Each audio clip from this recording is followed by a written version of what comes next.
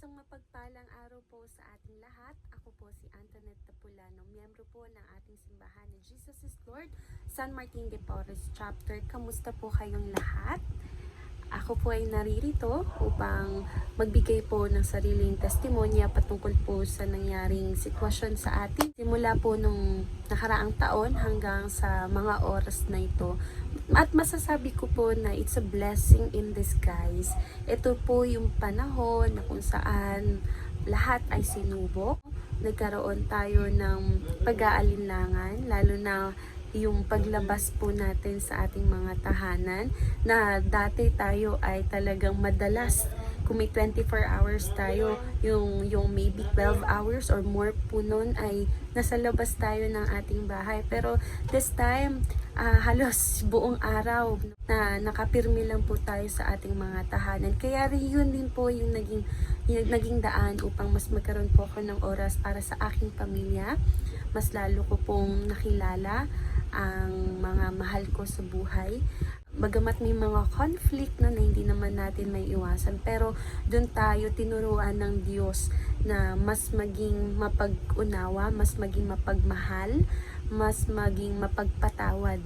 At alam ko na yung character na yun, it takes time. Kaya yung nakaraang taon, ito naman din yung pagbibilang ng oras at panahon na binubuo ng Diyos ang character na to.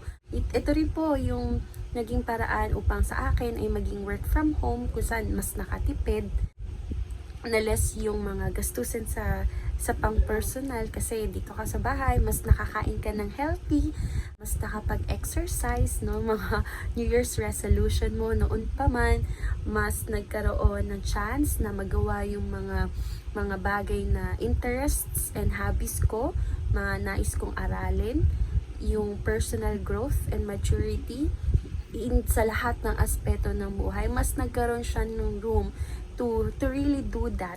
At ito din yung pagkakataon na challenge ako personally ng Lord kung paano ko siya mapaglilingkuran. And I just realized na hindi ito nakalimita sa apat na corner ng isang physical na simbahan. Pwede natin silang ma-reach out, ma-contact, one chat away. Mas madali yung communication, ika nga. At natutuwa ako dahil kahit mahirap, kahit bago ito, mas ipinakita ng Diyos na He is able to help us to be resilient in times like this. Ito din yung pagkakataon na mas tumatag yung pananampalataya na ang tanging Diyos lamang po ang makakatulong sa atin sa sitwasyon tulad nito. Dahil lahat tayo nasa same needs, same situations, and what we can do all together is just to pray and have faith. I still have my work. I still have my source of income. Mas nakaipon, mas nakapag-invest, at mas nakilala ko yung Diyos na pinaglilingkuran ko, yung Diyos na buhay at tapat, kailanman hindi nagkulang po sa pamilya ko, sa personal kong pangangailangan, sa lahat ng aspeto po ng buhay na meron ako.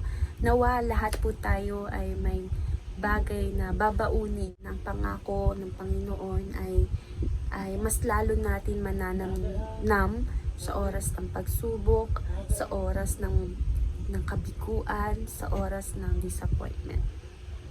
I always put it into my mind, my favorite and life verse. If we delight in Him, He will give the desires of our heart. And that desires is more than our wants. It's more than material things, no? Na bago yun. Yung pananaw ko sa salitang desire. It's more of desiring to be with Him in eternity.